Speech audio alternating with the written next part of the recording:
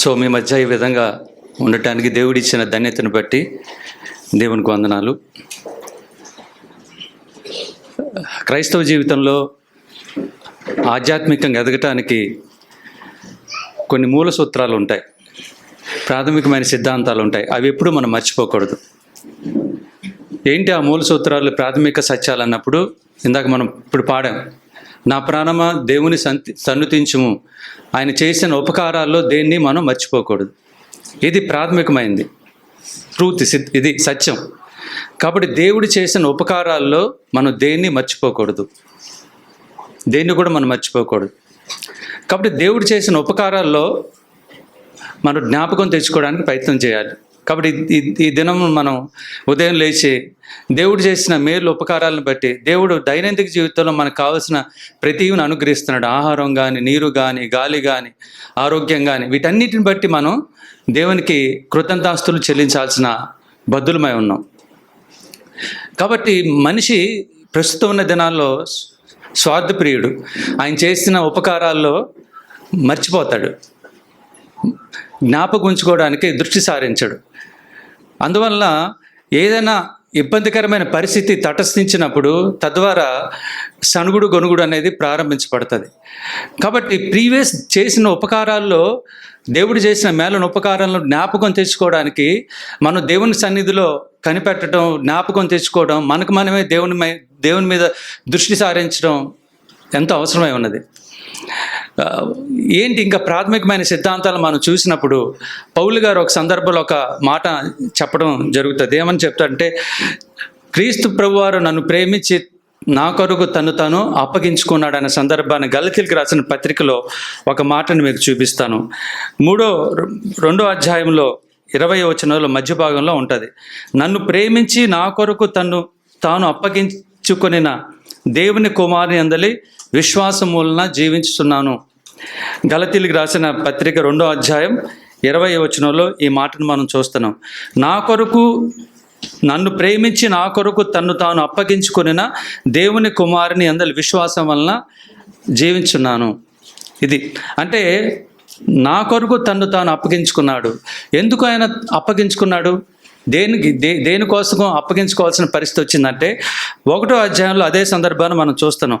4వ వచనంలో గలతీయులకు రాసిన పత్రిక 1:4, మన తండ్రి అయిన దేవుని చిత్త ప్రకారము క్రీస్తు మనలను ప్రస్తుత దుష్టకాలములో నుండి విమోచింపవలనని మన పాపముల నిమిత్తమే తాను అప్పగించుకున్నాడు. ఎందుకు అప్పగించుకున్నాడు? ఆయన ప్రస్తుతపు దుష్టకాలము నుంచి మనం విమోచించాలని నా పాపాల కొరకు తాను అప్పగించుకున్నాడు. కాబట్టి రెగ్యులర్గా మనం ఒక ట్రూత్ని మనం ఎప్పుడు మర్చిపోకూడదు, డివైట్ అవ్వకూడదు. ఏంటంటే నీ పాపాల కొరకు, నా పాపాల కొరకు, నీ కొరకు, నా కొరకు ఆయన శిలువ మీద బలియాగమయ్యాడు. ప్రస్తుతపు దుష్టకాలం నుంచి నన్ను విమోచించాలని, ఒక పరిశుద్ధమైన పవిత్రమైన పాత్రగా చేయాలని ఆయన శిలువ మీద విమోచన క్రయధనం అయ్యాడు. ఆ విషయాన్ని మనం ఎప్పుడు మర్చిపోకూడదు. దేవునికి మనం కృతజ్ఞతాస్తులు చెల్లించాలి అనుకున్న క్రమంలో దేవుడు ఏమేమి చేశాడనే ఆ ట్రూత్ని, సత్యాన్ని నుంచి మనం డివైట్ పక్కదారి తప్పకూడదు. కాబట్టి ఈ క్రమంలో దేవుడు ఏం చేశాడంటే, యేసుప్రభు వారు, తండ్రి అయిన దేవుడు ఏం చేశాడంటే, క్రీస్తు ప్రభు వారిని మన కొరకు శిలువ మీద బలియాగం అవ్వడానికి ఇష్టపడ్డాడు. అందువల్ల ప్రస్తుతపు దుష్టకాలంలో నుంచి మనల్ని విమోచించాలని. కాబట్టి ఈ ట్రూత్ నేను ఎందుకు చెప్తున్నానంటే, నా వ్యక్తిగత సాక్ష్యాన్ని నేను కొంచెం మీతో పంచుకోవడానికి ఇష్టపడుతున్నాను. ఈ మాట నా జీవితంలో పరిపూర్ణంగా నెరవేర్చబడింది. ఎందుకంటే నా కుటుంబం, నా తల్లిదండ్రులు కానీ, నేను కానీ, నా తమ్ముడు, చెల్లి మీద ఒక చిన్న కుటుంబం. ఈ చిన్న కుటుంబం దేవుని ఎరగని కుటుంబం. దేవుడు యేసుప్రభు వారు అంటే ఎవరో తెలీదు. ఈ క్రమంలో మా నాన్నగారు భద్రాచలంలో రామాలయంలో పనిచేసేవాడు. మేమంతా కూడా విగ్రహ సంబంధమైన కుటుంబం నుంచి పుట్టి పెరిగాం. బేసికల్గా మాదంతా కూడా విగ్రహ సంబంధమైన మతాచార భక్తిలో మేము ముందుకెళ్ళిన సందర్భం. ఈ క్రమంలో మొట్టమొదటిసారిగా మా తల్లిగారిని దేవుడు దృష్టించాడు. ఆ కాలంలో మాదొక టెంపుల్ క్వార్టర్స్. ఆ క్వార్టర్స్ దగ్గరికి ఒక దైవజనుడు ఒక దేవుని వాక్యాన్ని పంచుకోవడానికి, మా ఇంటి దగ్గరికి దేవుని వాక్యాన్ని పంచుకోవడానికి వచ్చాడు. మా అమ్మగారు మొట్టమొదటిసారిగా దేవుని వాక్యం విన్నారు. కాబట్టి ఎప్పుడైతే మా అమ్మగారు దేవుని వాక్యం విన్నారో మా అమ్మగారు దేవుని విశ్వసించింది. ఇనీషియల్గా మా ఫాదర్ ఎలాంటి మా ఫాదర్కి అన్ని అలవాట్లుండే, టోటల్ అన్ని అలవాట్లుండే. కాబట్టి పెద్ద కుమారుడు నాకు అన్ని అలవాట్లుండే. మొట్టమొదటిసారిగా మా తండ్రి జీవితాన్ని నేను చూశాను, అదే బాటలో నేను పయనించాను. ఎప్పుడైతే మా అమ్మగారు యేసుప్రభువుని విశ్వసించిందో మా నాన్నగారి గురించి ప్రార్థించడం మొదలుపెట్టింది. మా నాన్నగారి గురించి ఎప్పుడైతే ప్రార్థించడం మొదలుపెట్టిందో అద్భుతంగా మా నాన్నగారు కూడా దేవుని వైపు తిరిగాడు. దేవుని వాక్యం విన్నాడు. వాళ్ళిద్దరూ కూడా మారు మనసు పొందారు. ఇద్దరు కూడా రక్షించబడ్డారు. ఎక్కడ? రామాలయంలో పనిచేస్తున్నాయి. మా ఫాదర్ ఇంకా అప్పుడు స్టిల్ వర్కింగ్, రామాలయంలోనే వర్క్ చేసేవాడు. రామాలయంలోనే వర్క్ చేస్తూ దేవుని వాక్యం విని మారు మనసు పొంది రక్షించబడ్డాడు. తద్వారా వాటన్నిటిని పక్కన పెట్టి టెంపుల్లోనే వర్క్ చేసేవాడు. వాళ్ళందరికీ టెంపుల్లో విధితే మా ఫాదర్ యేసుప్రభు అని విశ్వాసం ఉంచి నమ్మకం ఉంచాడని. ఎప్పుడైతే మా ఫాదర్ దేవుణ్ణి విశ్వసించి నమ్మాడో మొత్తం అన్ని అలవాట్లు అన్నీ మానేశాడు. త్రాగుడు మానేశాడు, తిరుగుడు మానేశాడు, లంచగొండితనం మానేశాడు. యథార్థంగా నమ్మకంగా జీవించడం ప్రారంభించాడు. తన జీవితంలో ఒక నమ్మకత్వాన్ని ఏర్పరచుకున్నాడు. ఎప్పుడైతే ఒక నమ్మకంగా ఉన్నాడో ఆ టెంపుల్లో పై అధికారులు ఆయన మీద నమ్మకం ఉంచారు. మా ఫాదర్ ఇక టెంపుల్లోకి వెళ్ళి విగ్రహ సంబంధమైన విషయాల నుంచి పక్కన పెట్టాడు. టెంపుల్లోకి వెళ్ళి పూజలు చేయటం, పునస్కారాలు చేయటం, ఇదంతా కూడా మా జీవితంలో ఒక పార్ట్. అలాంటంతటి నుంచి మా ఫాదరు మా మదర్ బయటకు వచ్చారండి. అద్భుతంగా దేవుడు వాళ్ళని ఇద్దరిని మార్చేశాడు. వాళ్ళ హృదయాలు మారాయి, వారి జీవితాలు మారాయి. ఇదంతా నేను కళ్ళారా చూస్తున్నాను. చూసిన తర్వాత నేను వాళ్ళు పేరెంట్స్ చాలా సందర్భాల్లో చర్చికి రమ్మని చెప్పిన సందర్భాల్లో ఏ రోజు కూడా నేను దేవుని నమ్మడానికి, విశ్వసించడానికి నేను ముందుకు వచ్చేవాను కాదు. ఇంట్లో విగ్రహాలు సంబంధమైన ఉండే ఆ విగ్రహంలో యేసుప్రభువారి విగ్రహం కూడా పెట్టుకొని పూజించిన సందర్భాలు ఉన్నాయి. ఈ క్రమంలో దేవుడు నన్ను ఒకానొక టైంలో నేను పాపపు సంబంధమైన పీక్ స్టేజ్కి వెళ్ళిపోయిన సందర్భాల్లో ఎప్పుడైతే ఒక దైవజనుడు మా ఇంటికి వచ్చి చర్చికి రమ్మని సందర్భాల్లో ఎప్పుడైతే చాలా సందర్భాల్లో తృణీకరించాను. కానీ ఒకానొక దినాన దేవుడు నన్ను దృష్టి సారించాడు. నేను ఇంకా పాప సంబంధమైన పరిస్థితులకు అధికమైన క్రమంలో దాని నుంచి నేను బయటకు రావాలనే క్రమంలో ఏం చేశానంటే, ఒక్క సందర్భంలో నేను స్టువార్ట్పురం అనే మీటింగ్స్కి వెళ్ళాను. నేను ఇదివరకు previous LEF laymen's evangelical fellowship చర్చికి వెళ్ళేవాడిని. ఒక మీటింగ్కి వెళ్ళా. ఎక్కడో ఒక దైవజనుడు వాక్యం చెప్తున్నాడు, ఎక్కడో చివరి కూర్చొని నేను వింటున్నాను. ఎందుకంటే నా హృదయం అంతా కరప్ట్ అయిపోయింది, నా ఆలోచనలన్నీ అపవిత్రపరచబడ్డాయి. దాని నుంచి నేను బయటికి రావడానికి ప్రయత్నం చేస్తున్నాను. నాకు రావట్లేదు, నా వల్ల కావట్లేదు. ఎన్ని విగ్రహాల సంబంధమైన స్థితిగతులకు వెళ్ళినా దేని నుంచి కూడా నాకు డెలివరెన్స్ రావట్లేదు. కానీ నేను ఎప్పుడైతే వాక్యం వినడం మొదలుపెట్టాను, ఆ దైవజనుడు ఒక మాట మాట్లాడుతున్నాడు. నువ్వు ఈ స్థితిలో ఉండడానికి గల కారణం నీ పాపమే. నీ పాపాన్ని యథార్థంగా ఒప్పుకొని సరి చేసుకో. కాబట్టి నీ కొరకు ఆయన సిలువ మీద తను తాను అప్పగించుకున్నాడు. నిన్ను నీ పాపం నుంచి విమోచించాలని సిలువ మీద ఆయన బలియాగం అయ్యాడు అన్న సందర్భం ఎప్పుడైతే చెప్పడం జరిగిందో, అప్పుడు దాకా నా పాపం గురించి ఒప్పుకోవడం అంటే నాకేంటో తెలీదు. పాపం చేయడం తప్ప ఒప్పుకోవడం, సరి చేసుకోవడం అనే ప్రక్రియ నా జీవితంలో ఎప్పుడు జరగలే. కానీ నాకు ఒకటి అయితే ఆశ ఉంది. నాకు ఆ పాపం నుంచి విడుదల పొందాలనే ఒక తృష్ణ, దాహం ఉండేది. ఆ క్రమంలో ప్రార్థించడం మొదలుపెట్టాను, స్టార్ట్ చేశాను. చిన్న ప్రార్థన, ప్రభు ఏడుస్తూ ప్రార్థన చేస్తాను. నాకు కావాల్సింది ఏంటంటే నా పాపం నుంచి నాకు విడుదల. ప్రభు నాకు సహాయం దయచేయండి, నాకు విడుదల అనుగ్రహించండి, మీ కృపను అనుగ్రహించి నేను ఒప్పుకుంటున్నాను నా పాపాలన్నింటినీ అని ఒప్పుకోవడం స్టార్ట్ చేశాను. ఎప్పుడైతే ఒప్పుకున్నానో దట్ డే 3 days ఉన్నా అక్కడ, 3 రోజులు మీటింగ్స్ ఉన్నాను. రోజు వాక్యం వింటున్నాను, నా పాపాలను ఒప్పుకున్నాను, సరి చేసుకున్నాను. అయిపోయింది, 3 days మీటింగ్స్ అయిపోయింది. ఇంటికి వచ్చాను. ఇంటికి వచ్చిన తర్వాత ప్రార్థించడం మొదలుపెట్టాను. ప్రార్థన చేయడం అంటే ఏంటో తెలియదు, బైబిల్ చదవటం అంటే ఏంటో తెలియదు. బైబిల్ కొనుక్కున్నాను. ఉదయం నాకు ఎప్పుడైతే ఇంటికి వచ్చిన తర్వాత కూడా నా మనసు, నా ఆలోచనలు అన్నీ కరప్ట్ అయిపోయినాయి. నేను ఒక చిన్న ప్రైవేట్ స్కూల్ రన్ చేస్తూనే ఉన్నాను. స్కూల్ రన్ చేస్తున్నప్పుడు ఒక సైకిల్ ఉండేది. సైకిల్ వేసుకొని ఎప్పుడైతే నా ఆలోచనలు డివేట్ అవుతున్నాయో సైకిల్ వేసుకొని చర్చికి వెళ్ళడం మొదలుపెట్టాను. ఇలా చర్చికి వచ్చి సైకిల్ ముందు పెట్టి రోజు ప్రార్థించేవాడిని. రోజు నా పాపాలను ఒప్పుకుంటూనేవాడిని. రోజు ప్రభు నాకు విడుదల కావాలి, నాకు సహాయం దయచేయని నా యొక్క పరిస్థితిని అంతటినీ దేవుని దగ్గర యథార్థంగా ఒప్పుకుంటూనేవాడిని. ఒకరోజు దేవుడు నాతో మాట్లాడాడు. కీర్తనలు 24:4 వ్యర్థమైన దాని మీద మనసు పెట్టద్దు, కపటంగా ప్రమాణం చేయక నిర్దోషమైన చేతులు శుద్ధ హృదయం కలిగి ఉండేవాడే యెహోవా ఆశీర్వాదం నొందును. కాబట్టి రమేష్, నీకు చెప్పేది ఏంటంటే, ఇక నుంచి వ్యర్థమైన వాటి మీద మనసు పెట్టద్దు, కపటంగా ఉండదు, పైకి ఒకటి లోపల ఒకటి ఉండొద్దు, చేతులు పవిత్రంగా ఉండాలి, హృదయం పరిశుద్ధంగా ఉండాలి. అప్పుడే నీవు నా వలన ఆశీర్వాదం నొందుతావు అన్న విషయాన్ని దేవుడు స్పష్టంగా నాతో మాట్లాడడం జరిగింది. ఆ రోజు నుంచి నా జీవితంలో ప్రతి పాపానంతటిని విడిచిపెట్టి దేవుని మార్గంలో నడవడం ప్రారంభించాను. ఒక పవిత్రమైన పరిశుద్ధమైన జీవితాన్ని జీవించడానికి నా మనసు నా ఆలోచనలన్నిటిని దృష్టి సారించాను దేవుని వైపు. వాక్యం చదవడం మొదలుపెట్టాను, దేవుని మాటలు గైకొనడం మొదలుపెట్టాను. అప్పుడు దాకా నేను చాలా రాడికల్గా ఉండేవాడిని, కాలేజ్లో కానీ చాలా తీవ్రంగా ఉండేవాడిని. ఎవరిని కూడా కేర్ చేసే మనస్తత్వం కాదు నాది. తిరిగి క్షమాపణ అడగటం, సరి చేసుకోవటం. కాబట్టి క్రైస్తవ్యంలో మనం గుర్తుపెట్టుకోవాల్సిన అంశం ఏంటంటే ఒప్పుకోవడమే కాదు, సరి చేసుకోవడం మోస్ట్ ఇంపార్టెంట్. మనం వ్యక్తుల దగ్గరికి వెళ్ళి సరి చేసుకొని సమాధాన పడటం మనం నేర్చుకోవాలి. ఈ క్రమంలో నేను ఎప్పుడైతే తిరిగి ఇవ్వవలసిన వాళ్ళకి ఇచ్చేయటం, సరి చేసుకోవాల్సిన దగ్గర సరి చేసుకోవటం ప్రారంభించాను, దేవుడి యొక్క సన్నిధిని, దేవుని యొక్క ఆత్మతో నింపబడ్డాను.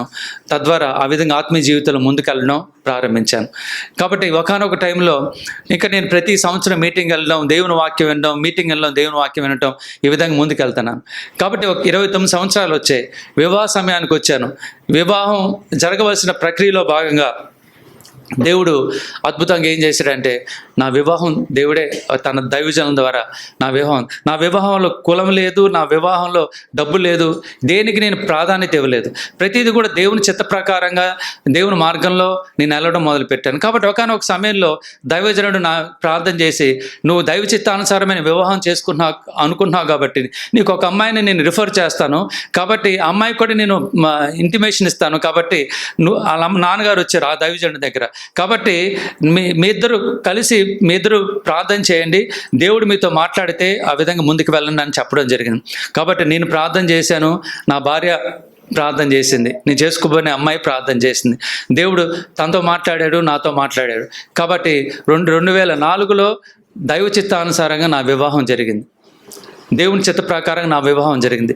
ఇవన్నీ నేను ఎందుకు ఈ టెస్టిమోనీని నేను సారాంశాన్ని మీ దగ్గర తీసుకొస్తున్నానంటే, ఒక వ్యక్తి మారు మనసు పొంది రక్షించబడిన తర్వాత దేవుడే బాధ్యుడు. మన వ్యక్తిగత ప్రతి జీవితంలో కూడా దేవుడు బాధ్యత వహించి మన వివాహం కానీ మన భవిష్యత్తు అవసరతలు కానీ ఆయనే చూసుకుంటాడు. కాబట్టి దాని విషయంలో మనం ఎక్కడా కూడా చింతపడిన అవసరం లేదు, వేరే ఆలోచించాల్సిన అవసరం లేదు.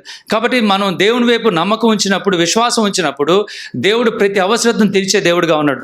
అందువల్ల దేవుడు ఏం చేశాడు, ఆ దుష్టకాలం నుంచి నన్ను విమోచించి తద్వారా నన్ను పవిత్రపరిచి తన బిడ్డగా తన స్వాస్థ్యంగా చేసుకొని నా ప్రతి అవసరతను దేవుడు తీర్చాడు.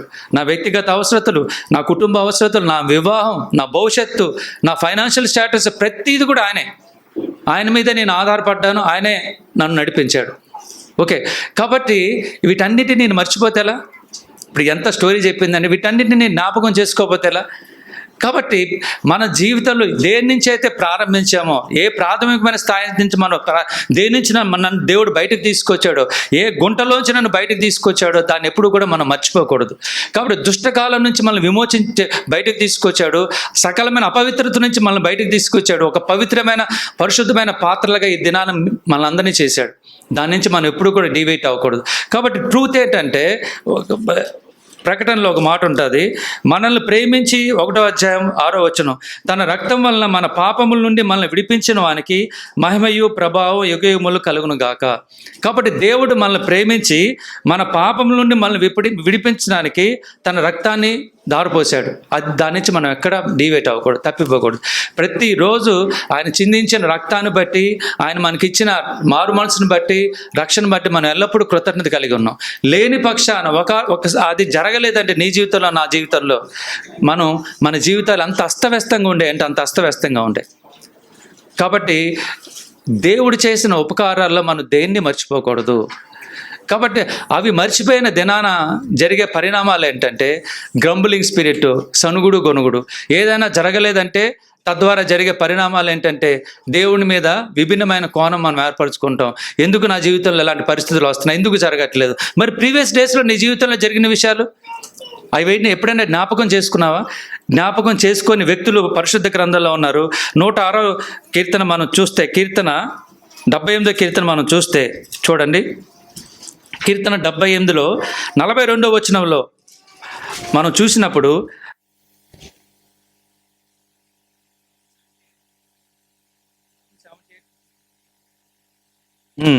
విరోధుల చేతిలో నుండి ఆయన తమను విమోచించిన దినమునైనను వారు స్మరణకు తెచ్చుకోండి.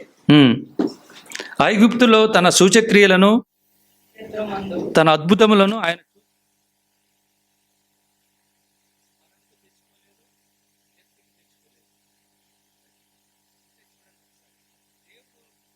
జనాంగంలో చేసిన అద్భుత కార్యాలు, ఆశ్చర్యకార్యాలు వాళ్ళు మినిమం లేదు, మనకు తెచ్చుకోలేదు. కాబట్టి గుర్తుపెట్టుకోవాల్సిన అంశం, ఎప్పుడు దేవుని మనం స్తుతించగలం అంటే దేవుడు చేసిన కార్యాలను నువ్వు జ్ఞాపకం తెచ్చుకోవాలి, స్మరణకు తెచ్చుకోవాలి. అర్థమవుతుందా? ఒకవేళ ఈ రోజున ఏదైనా ఒక ఇబ్బందికరమైన పరిస్థితి నీ జీవితంలో ఏర్పాటు అయినప్పుడు ప్రీవియస్ డేస్లో దేవుడు చేసిన మేలను ఉపకారాలు జ్ఞాపకం తెచ్చుకుంటే నీలో విశ్వాసం పరిణితి పెరుగుతుంది. వీళ్ళు ఆ విధంగా చేయలేదు. ఏంటంటే ఆయన శక్తి సామర్థ్యాలను కానీ దేవుడు శత్రువుల నుంచి విమోచించిన స్థితిని కానీ స్మరణకు తెచ్చుకోలేదు, జ్ఞాపకం తెచ్చుకోలేదు. దేవుడు చేసిన అద్భుత కార్యాలను, సూచక్రియలను వారు జ్ఞప్తికి తెచ్చుకోలేదు, జ్ఞాపకం తెచ్చుకోలేదండి. అంత దయనీయమైన పరిస్థితి అండి. క్రైస్తవ జీవితం దేవుడు చేసిన ఉపకారాలను మర్చిపోకూడదు, జ్ఞాపకం తెచ్చుకోవాలి. కాబట్టి ఇజ్రాయెల్ జనాంగం జీవితాలు ఎన్ని మేలు, ఎన్ని ఉపకారాలు చేశారనే విషయాన్ని మనందరికీ విదితమే. కాబట్టి ఈ రోజున మనం దేవుడికి కృతజ్ఞతాస్తులు చెల్లించాలంటే నీ ప్రీవియస్ డేస్లో దేవుడు చేసిన మేలను ఉపకారాలను మనం జ్ఞాపకం తెచ్చుకోవాలి. అవసరమైతే రాసుకోవాలి. నీ జీవితంలో ఒక్కసారి నువ్వు ఒక బుక్లో పేపర్ పెన్ను పెడితే అనేక విషయాలు నీకు జ్ఞాపకం వస్తాయి, అనేక విషయాలు నీకు స్మరణకు వస్తాయి. మనం ఆలోచించినప్పుడు దేవుడు చేసిన మేళను ఒకసారి జ్ఞాపకం చేసుకోవడానికి దేవుని మీద దృష్టి సారించినప్పుడు అనేక విషయాలు జ్ఞాపకం వస్తాయి. కానీ వీళ్ళకి అది లేదు. వీళ్ళంతా కూడా సెల్ఫ్ సెంటర్డ్, స్వార్థప్రియులు వీళ్ళందరూ. అంతే, దేవుడు ఒక ఆట బొమ్మగా వాళ్ళు చూసుకున్నారు. అవసరానికి తగ్గట్టు దేవుని ఉపయోగించుకున్నారు వాళ్ళు. అర్థమవుతుందా? కాబట్టి లోకం తీరు వేరు, క్రైస్తవం వేరు. కాబట్టి క్రిస్టండములో మనం ఎప్పుడూ కూడా దేవుడికి మనం నమ్మకస్తులుగా ఉండాలి, కృతజ్ఞత కలిగి ఉండాలి. దేని బట్టి అంటే ఆయన చిందించిన ప్రశస్తమైన పరిశుద్ధ రక్తం, సిలువ మీద చేసిన విమోచన క్రైదానాన్ని మనం జీవితాంతం మర్చిపోకూడదు. కానీ ఈ జనాంగం చేసిన వీళ్ళ జీవితంలో ఏం చేశాడు చూడండి. 78వ అధ్యాయం 11వ వచనంలో ఆయన క్రియలను, ఆయన వారికి చూపిన ఆశ్చర్య క్రియలను మర్చిపోయారు. ఎంత దయనీయమైన పరిస్థితి అండి, ఎంత దౌర్భాగ్యమైన, మర్చిపోయారు వాళ్ళు. ఏంటి మర్చిపోయారంట చూడండి, ఏమేమి మర్చిపోయారు వారు. ఆయన ఐగుప్తు దేశంలోని సోయాను క్షేత్రమందు వారి పితరులు చూచుండగా ఆయన ఆశ్చర్యకార్యములు చేశాను. ఏం చేశాడంటే ఆయన సముద్రమును పాయలుగా చేసి వారిని అద్దరికి నడిపించెను. ఆయన నీటిని రాశిగా నిలిపాను. పగటి వేళ మేఘంలో నుండి రాత్రంతి అగ్ని ప్రకాశంలో నుండి ఆయన వారికి త్రోవ చూపెను. అరణ్యములు ఆయన బండను చీల్చి సముద్రమంత సమృద్ధిగా వారికి నీరు త్రాగనిచ్చెను. బండలో నుండి ఆయన నీటి కాలువలు రప్పించెను. నదుల వల్లే నీళ్లు ప్రవహింపచేసెను. ఇన్ని చేశాడు వారి జీవితాల్లో. ఎన్ని మేళ్ళు, ఎన్ని ఉపకారాలు వారి జీవితాల్లో చేశారంటే వాళ్ళు స్పష్టంగా వారి కళ్ళారా చూశారు. మీరు మన జీవితంలో స్పష్టంగా అనేక కార్యాలు మన కళ్ళారా చూసాం. ఆత్మీయ జీవితంలో మనం ముందుకెళ్తున్నప్పుడు నీ పిల్లలు మారు మనసు పొందడం కానీ, నీ పిల్లల వ్యక్తిగత జీవితాలు సెటిల్ అవడం కానీ, వారి వివాహాలు కానీ, వారి యొక్క ఆధ్యాత్మిక జీవితం, ఎన్ని మేలు, ఎన్ని ఉపకారాలు మన జీవితాల్లో దేవుడు చేయలేదండి. ఒకసారి మనం స్మరణకు తెచ్చుకున్నప్పుడు, జ్ఞాపకం తెచ్చుకున్నప్పుడు ఎన్ని విషయాలు దేవుడు మన జీవితంలో చేయలేదు. ఏదైనా ఒక చిన్న ప్రాబ్లం వీరి జీవితంలో ముందుకు వెళ్తున్న క్రమాలు అన్ని చేశాడు. వీళ్ళ జీవితంలో వాళ్ళు ఏమని క్వశ్చన్ చేశారో చూడండి. 19వ వచనం, ఈ అరణ్యంలో దేవుడు భోజనం సిద్ధపరచగలడా అనొచ్చు. వారు దేవునికి విరోధంగా మాట్లాడారు.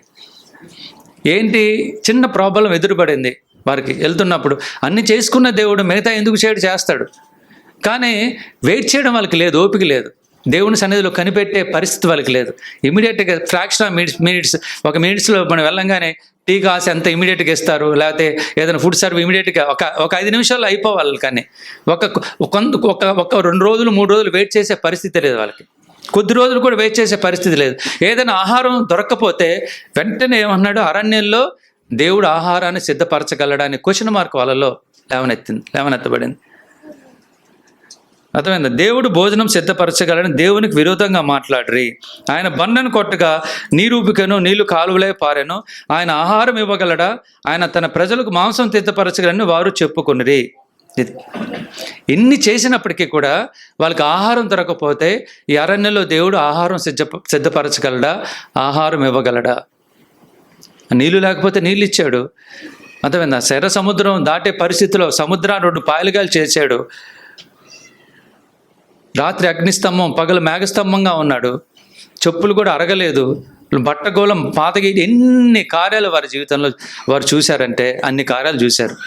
చివరికి వాళ్ళకి వెళ్తున్న ఆధ్యాత్మిక జీవిత ప్రయాణంలో ముందుకు వెళ్తున్నప్పుడు ఒక చిన్న ప్రాబ్లం ఎదురయ్యింది. ఏంటంటే ఆహారం దొరకలేదు. ఎప్పుడైతే ఆహారం దొరకలేదో వాళ్ళకి క్వశ్చన్ మార్క్ ప్రశ్న వచ్చింది. కాబట్టి నీకు 3 అమ్మాయిలు అనుకుందాం, 2 అమ్మాయిలు పెళ్ళిళ్ళు అయినాయి. 2 అమ్మాయిలు ఎవరు చేశారు పెళ్ళిళ్ళు? దేవుడే చేశారు అంటున్నాం. మరి 3వ అమ్మాయి కొంచెం లేట్ అవుతుంది అనుకుందాం, కొంచెం లేట్ అవుతుంది. 3వ అమ్మాయికి దేవుడు పెళ్లి చేయగలరా? మరి 2 అమ్మాయిలకి ఎవరు చేశారు పెళ్ళి? దేవుడే చేశాడు కదా. 3వ అమ్మాయికి దేవుడు పెళ్లి క్వశ్చన్ మార్క్ వస్తే ఎలా ఉంటుంది దేవుడికి? మరి కోపం రా, దేవుడికి కోపం వస్తుంది కదా. దేవుడికి ఎందుకు కోపం వస్తుంది అని దేవునికి ప్రశ్నించినప్పుడు కోపం వస్తుంది. ఎందుకు మిగతా నేను చేశాను కదా అన్నాడు దేవుడు. నువ్వు ఎర్ర సముద్రం చీల్చడం అదేమన్నా చిన్న విషయమా? అర్థమైందా? ఎక్కడి నుంచి ఏదో కాలువ దాటినట్టు దాటుతావండి, ఎర్ర సముద్రం అది. వాళ్ళ జీవితంలో జరిగిన కార్యాలు అంత స్పష్టంగా వాళ్ళు చూశారంటే అంత స్పష్టంగా చూశారు. 2 అబ్బాయిలకు ఉద్యోగాలు ఉంటాయి, పెద్ద అబ్బాయికి ఉద్యోగం వస్తుంది, 2వడికి ఉద్యోగం లేట్ అవుతుంది. లేట్ అవ్వకూడదు, వాళ్ళకి వెంటనే స్పాంటేనియస్గా వచ్చేయాలి మనుషులకి, వెంటనే అయిపోవాలి పనులు వారి జీవితాల్లో. దేవుడు ఒక ఆట బొమ్మ కాదు, ఒక వస్తువు కాదు. ఇలా గిర తిప్పి వెళ్తున్న బండి వెళ్తే చూసి తప్పలు కొడతారు పిల్లలు వెళ్తుంది. అలాంటి దేవుడు కాదు మన దేవుడు. నిన్ను నన్ను పరీక్షించే దేవుడు, పరిశీలించే దేవుడు ఆయన. అర్థమవుతుందా? నీ హృదయాన్ని నా హృదయాన్ని చూసే దేవుడు. అందువల్ల కొన్ని సందర్భాల్లో కార్యాలు లేట్ అవ్వడానికి వల్ల కారణం అదే. నీ ఆధ్యాత్మిక జీవితాన్ని నీకు చూపించడానికి, నా ఆధ్యాత్మిక జీవితాన్ని నీకు చూపించడానికి. ఎన్ని సందర్భాల్లో మనం సనిగాం, దేవునికి విరోధంగా మాట్లాడాం, దేవుడు చేసిన మేలను ఉపకారాలను తలుచుకోకుండా, జ్ఞాపకం తెచ్చుకోకుండా ఎందుకు ఇది లేట్ అవుతుంది నా సందర్భం. సేమ్ నా చెల్లి కూడా, నాకు 2 తమ్ముడు చెల్లి ఉన్నారు, వాళ్ళు దేవుని అప్పుడు తెలుసుకోలేదు. నా చెల్లి పెళ్ళి కూడా లేట్ అవుతున్న క్రమం అవుతున్నప్పుడు పాప మా నాన్నగారు, యాక్చువల్గా మేము హైందవ కుటుంబం నుంచి వచ్చాం, వీళ్ళు ఏముంది పూర్తిగా దేవుని తెలుసుకోలేదు, వాళ్ళ వివాహం కోసం భర్జన పడేవాడు మా నాన్న. కానీ అద్భుతంగా దేవుడు తన కాలంలో తన టైంలో మా నాన్నకి ఫెయిత్ ఉండేది, నమ్మకం ఉండేది, విశ్వాసం. దేవుడు చేస్తాడు. నా వివాహం చేయలేదా, నా చెల్లి వివాహం కూడా చేస్తాడని నమ్మకం, విశ్వాసం ఉండేది మా నాన్నగారికి. ఒకానొక టైంలో దేవుడు అద్భుతంగా నా చెల్లి వివాహం కూడా చేశాడు. అర్థమవుతుందా? దేవుడు అన్యాయస్తుడైన దేవుడు కాదండి. కానీ నువ్వు నేను గుర్తుపెట్టుకోవాల్సిన ఏంటంటే, చెయ్యగలడా అని ప్రశ్న వేసినప్పుడు చేయగలడు అనే మనం అన్నారు. దేవుడు చేయగలడు, దేవుడికి సమస్తము సాధ్యమే, ఆయనకు అసాధ్యం అంటే ఏదీ లేదు. అర్థమవుతుందా? కాబట్టి నేను నేర్చుకోవాల్సిన పాఠం ఏంటంటే ఆ ట్రూత్ నుంచి మనం. కానీ వీళ్ళు ఏం చేశారు చూడండి, అదే 78వ అధ్యాయంలో 40 వచనం, 78వ అధ్యాయంలో కీర్తన 78లో అరణ్యమున వారు ఆయన మీద ఎన్ని మార్లు తిరగబడిరి, ఎడారి యందు ఆయన ఎన్ని మార్లు దుఃఖపెట్టిరి, మాటికి దేవుని శోధించిరి, మాటికి ఇశ్రాయేలు పరిశుద్ధ దేవుని సంతాపం కలిగించిరి. ఎన్నిసార్లు దుఃఖపెట్టారు, ఎన్నిసార్లు శోధించారు, ఎన్నిసార్లు బాధ పెట్టారు.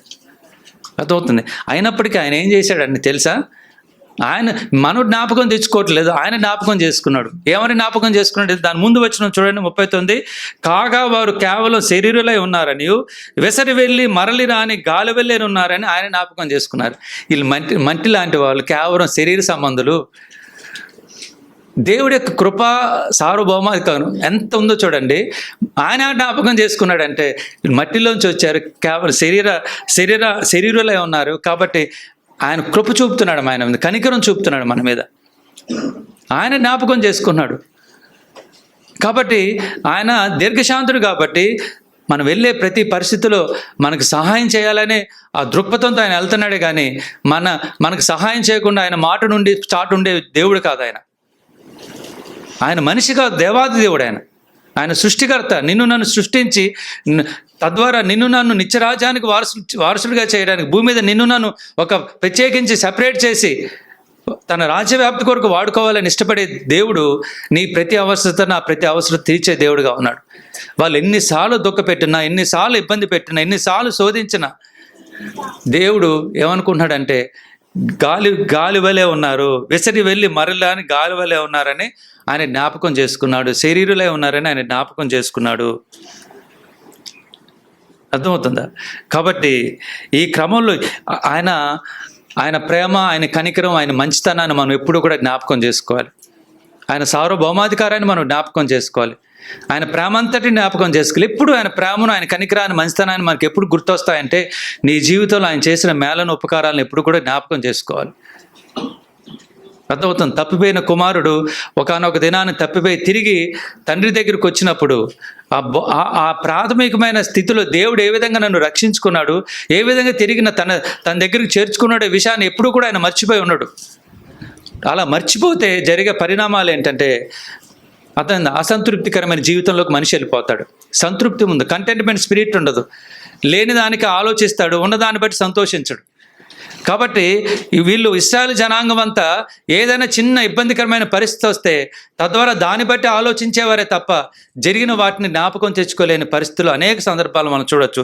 106వ కీర్తనలో కూడా అనేక సందర్భాలు మనం చూడొచ్చు. చూడండి 106వ కీర్తనలో కూడా చాలా ఇక్కడ 106వ కీర్తన 7వ వచనం మనం ఐగుప్తులో మా పితరులు నీ అద్భుతంలో గ్రహింపకుండరి, నీ కృపాబాహ్యంలో జ్ఞాపకం తెచ్చుకోకని ఉండరి, సముద్రమునొద్ద ఎర్ర సముద్రమునొద్ద వారు తిరుగుబాటు చేసిరి.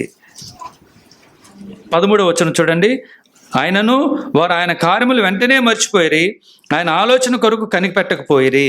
ఇది అరణ్యములో వారు బహుగా ఆశించిరి, ఎడారిలో దేవుని శోధించిరి. కాబట్టి దేవుడి యొక్క ఆలోచన కొరకు కనిపెట్టకపోవడం, దేవుని సన్నిధిలో కనిపెట్టకపోవడం, వెయిట్ చేయడం మనం నేర్చుకోకపోతే ఆధ్యాత్మికమైన జీవితంలో చాలా విషయాలు మనం కోల్పోతాం. కాబట్టి దైనందిక జీవితంలో మనం స్పిరిచువల్గా ఎదుగుతున్న కొలది కొన్ని సందర్భాలు కనిపెట్టాల్సిన అవసరం ఉంటుంది దేవుని సన్నిధిలో. కొన్ని సందర్భాలు వెయిట్ చేయాల్సిన అవసరం ఉంటుంది. కాబట్టి ఆ సందర్భాల్లో ఏదైనా ఇబ్బందికరమైన పరిస్థితి వచ్చినప్పుడు మనం దేవుని క్వశ్చన్ మార్క్స్ వేయడం కాదు, దేవుడు చేసిన వాటిని జ్ఞాపకం తెచ్చుకొని, ఆయన చేసిన ఉపకారాలను మేలను జ్ఞాపకం తెచ్చుకొని ఆయనకు నిజమైన కృతజ్ఞతాస్తులు చెల్లించాల్సిన ఆవశ్యకత ఎంతైనా ఉంది. అది కాబట్టి ఏమన్నాడు 48వ వచనంలో, ఇశ్రాయేలు దేవుడైన యెహోవా యుగయుగములన్నిటికీ స్తుతి నొందును గాక, ప్రజలందరూ ఆమెనందురు గాక, యెహోవాని స్తుతించిడి. కాబట్టి మనం అందరం కూడా దేవుని స్తుతించే బద్దులమై ఉన్నాం. కాబట్టి ఇప్పుడు మనం అందరం కూడా కొద్ది సమయం చేయాల్సింది ఏంటంటే దేవుడు చేసిన వాటిని జ్ఞాపకం తెచ్చుకుందాం. కాబట్టి దేవుడు ప్రీవియస్ చేసిన అనేక విషయాలన్నింటినీ పునఃస్మరణ తెచ్చుకుందాం. మేబీ చాలామంది మర్చిపోయి ఉంటారని నేను అనుకుంటున్నాను. అర్థమైందా? చాలామందికి జ్ఞాపకం తెచ్చుకోవడానికి విషయాలు మళ్ళీ ఆలోచించాల్సిన పరిస్థితి ఏర్పడుతుంది. అందుకే నా టెస్ట్ మనీని పంచుకున్నా. నేను కూడా పంచుకోవడానికి కారణం, నేను ఏ పరిస్థితి నుంచి బయటకు వచ్చానో, ఎలాంటి స్థితి నుంచి బయటకు వచ్చానో నేను జ్ఞాపకం చేసుకోవాల్సిన బాధ్యత నాకు ఉంది. మీరు ఎలాంటి పరిస్థితుల్లోంచి బయటకు వచ్చారో అది కూడా మీకు జ్ఞాపకం చేసుకోవాల్సిన పరిస్థితి ఉంది. ఎలాంటి పరిస్థితుల్లోంచి దేవుడు బయటకు తీసుకొచ్చాడో జ్ఞాపకం చేసుకోవాల్సిన పరిస్థితి ఉంది. ఎలాంటి పరిస్థితుల్లో మా చర్చిలో అనేక మంది, ఒక ఫ్యామిలీ ఉంటుంది. ఒక ఫ్యామిలీ 20 సంవత్సరాలు ఐటీసీ పీపీలో వర్క్ చేస్తున్నాడు. అతను ఒక క్యాజువల్గా వర్క్ చేస్తున్నాడు. ఆయనకు ఒక నెలకి 20,000 25,000 శాలరీ వస్తుంది. ఒక సహోదరుడికి 20,000. పర్మనెంట్ ఎక్కడ అవ్వట్లా. పర్మనెంట్ అవ్వాలి అంటే ఆ ఫ్యాక్టరీలో లంచం పెట్టాలి, బ్రైబ్ ఇవ్వాలి. 15 lakhs 15 లక్షలు ఎక్స్పెక్ట్ చేస్తున్నారు. మేమేం చెప్పారంటే 5 పైసలు కూడా ఇవ్వద్దని చెప్పాం. 5 NP కూడా ఇవ్వద్దు, ప్రార్థన చేద్దాం, దేవుని యందు విశ్వాసం వద్దాం. కానీ చుట్టుపక్కల వ్యక్తులు చాలామంది డబ్బులు ఇస్తున్నారు, ఈయనేమో డబ్బులు ఇవ్వట్లే. డబ్బులు ఇచ్చే వ్యక్తులను చూస్తున్నాడు. అన్న డబ్బులు ఇస్తున్నారు వాళ్ళు, నన్ను ఏం చేయమంటావు అన్నాడు. అసలు డబ్బులు ఇవ్వద్దన్నా మేము. డబ్బులు ఎందుకు ఇవ్వద్దన్నా అంటే ఆయన ముందు ఇంకొక వ్యక్తికి అలాగే డబ్బులు ఇవ్వకుండా ఇంకొక వ్యక్తికి దేవుడు చూపించాడు ఆల్రెడీ. ఒక ఎగ్జాంపుల్ ఉన్నాడు, ఇంకొక వ్యక్తి ఉన్నాడు. సేమ్ అదే కంపెనీలో డబ్బులు ఇవ్వకుండా నీకు ఒక ఉద్యోగం వచ్చింది, ఒక ఉద్యోగం వచ్చిన సహోదరుని చూడంటున్నాం. సేమ్ అలాగే ఆ వ్యక్తికి వచ్చింది. ఇంకొక వ్యక్తి, రెండో వ్యక్తికి, ఇప్పుడు ఎవరైతే చెప్పారో ఆ వ్యక్తికి జాబ్ రావాలి, పర్మనెంట్ అవ్వాలి. ఇంటర్వ్యూ అయిపోయింది, ఫైనల్ రిజల్ట్స్ పెట్టాడు, ఆయన పేరు ఉంది, జాబ్ కన్ఫర్మ్ అయిపోయింది. 1 రూపీ కూడా పే చేయలేదు. ఎవరు చేశారు అది? దేవుడు చేశాడు అది. దేవుడు చేశాడు అది. ముందు చూపించాడు. ఒక ఎగ్జాంపుల్ ముందుంది నీ ముందు. కాబట్టి ముందు ఎగ్జాంపుల్స్ ఉన్నాయి. ఇగో నీ ముందు ఇశ్రాయేలు జనాంగాన్ని చూపిస్తున్నాను. వాళ్ళు స్మరణకి తెచ్చుకోలేదు, డెప్త్కి తెచ్చుకోలేదు. దేవుడు మన ముందు కొన్ని ఎగ్జాంపుల్ మాదిరిని ఉంచుతాడు, కొన్ని దృష్టాంతాలను ఉంచుతాడు. కాబట్టి దాని నుంచి మనం ఎక్కడా కూడా తప్పిపోకూడదని, ఇదిగో వాళ్ళు నీ ముందు వెళ్ళి తప్పిపోయారు, జాగ్రత్త సుమా. ఇగో నీ ముందు వాళ్ళు వెళ్ళి శనిగారు కొనిగారు, జాగ్రత్త సుమా. దేవుడు అనేక విషయాలు మన ముందు పాఠ్యాంశాలకు ఉంచినప్పుడు దాని నుంచి మనం నేర్చుకోకపోతే మాత్రం అంతకన్నా దౌర్భాగ్య స్థితి ఇంకోటి ఉండదు. కాబట్టి మనం చేయాల్సిన పని ఏంటంటే దేవుడు నీ పిల్లల్లో చేసిన మేలను, నీ కుటుంబంలో చేసిన మేలను, నీకు ఇచ్చిన రక్షణను, నీకు ఇచ్చిన ఒక పవిత్రమైన పరిశుద్ధమైన జీవితాన్ని, నీకు ఇచ్చిన సంఘాన్ని బట్టి, నీకు ఇచ్చిన దైవజనులను బట్టి మనం ఎప్పుడూ కూడా గ్రాటిట్యూడ్ కలిగి ఉండాలి. కాబట్టి ఈ అంచెగాల దినాల్లో ఎవరంటే స్వార్థ ప్రియులు, స్వార్థం ఎక్కువ, సెల్ఫిష్నెస్ ఎక్కువ. దేవుడి నుంచి పొందుకోవడమే తప్ప దేవుడికి చెల్లించి మినిమం గ్రాట్యూడ్ కృతజ్ఞతాస్తుతులు చెల్లించే ఆ పరిస్థితి మనుషుల్లో కనిపించట్లేదు. ఎందుకు కనిపించట్లేదంటే దేవుడి దగ్గర నుంచి పొందుకోవడమే నేర్చుకున్నారు, దేవుడికి చెల్లించవలసిన చెల్లించట్లేదు. కాబట్టి మనం అందరం కూడా హృదయపూర్వకంగా నిలబడి కొద్దిసేపు దేవుని స్తుతిద్దాం.